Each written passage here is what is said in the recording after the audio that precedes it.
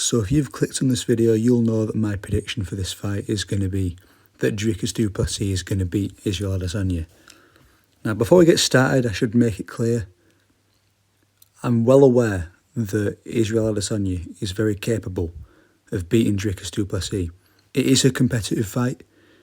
I would not be surprised if Adesanya won.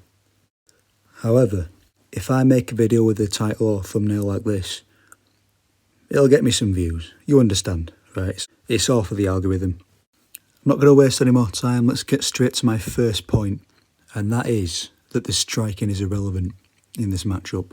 I think it's obvious that Israel Adesanya is the better striker between the two of them. Like, you compare the technique, compare the just the levels of striking in general, the resume, who they've beaten with their striking. It's pretty clear that Adesanya is better. But even if he is the better striker, I don't think he's as good of a striker as people seem to think he is. Because the way people talk about him nowadays, you'd think that he's the best striker in the division. As if we didn't see Strickland dominate him, basically, in his last fight.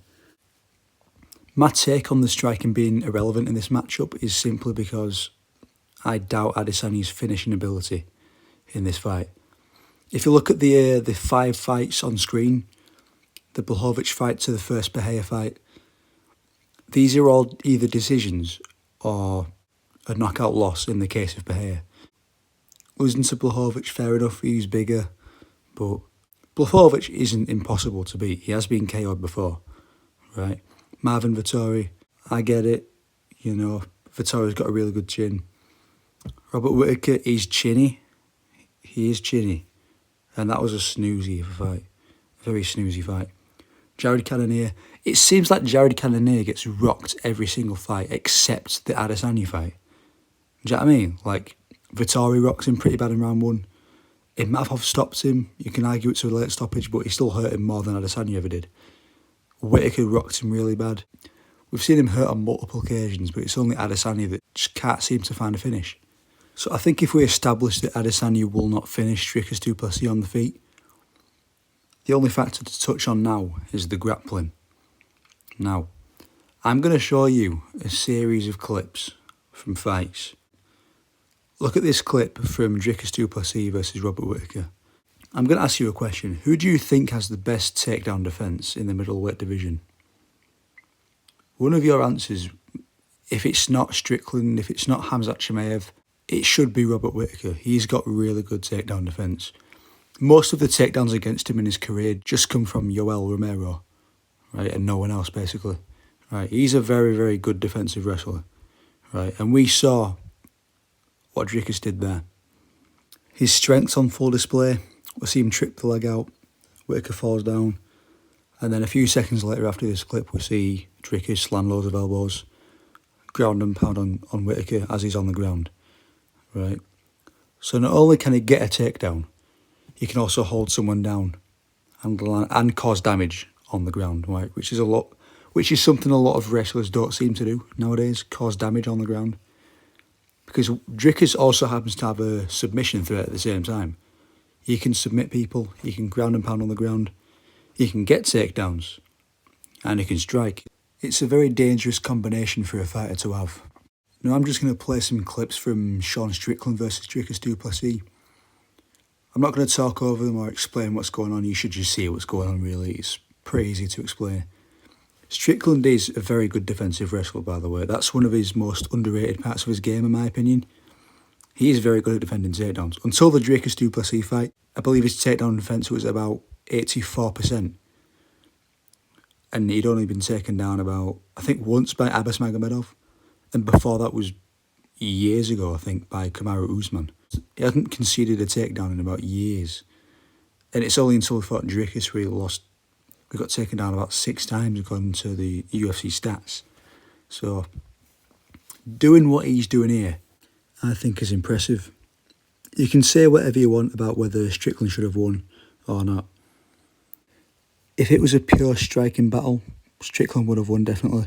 But takedowns are a factor you've got to consider. They're not weighed too much, but they are a factor in MMA. And I think that's what swayed the judges in Dricus' favour. Now we're going to flip the conversation back over to Adesanya in show of his takedown defence, because there's only going to be one person shooting takedowns, and that is Dricus du Plessis. We can see Whittaker taking him down in quite a similar way to some of the clips we were shown before. We can see Vettori take him down, which in my opinion isn't a good look at all, because I don't think Vettori is a great wrestler by any means. He can wrestle, but he's not a great wrestler. Do you know what I mean? There's no finishing ability whatsoever, can't hold people down at all. And he got about 4 takedowns in that fight in total. Then we see Alex Pereira, the kickboxer, managed to get Adesanya down. I know Adesanya wasn't expecting a takedown, but your natural instincts should defend that single leg. But somehow Alex Pereira got it, ended up in full guard at the end of the round. Now this next clip from the Vettori fight I think is very important. It doesn't really get mentioned enough. If we see here, we can see Vettori has got the back. Very clearly got the back. He's got a body triangle latched up. His arm is almost under the chin there. But if we pause, we see Vettori has a body triangle locked up. And if we skip forward a little bit, we will see that he just, for whatever reason, lets it go. As soon as he lets go of the body triangle, he loses the position immediately, right? I don't know why I did that.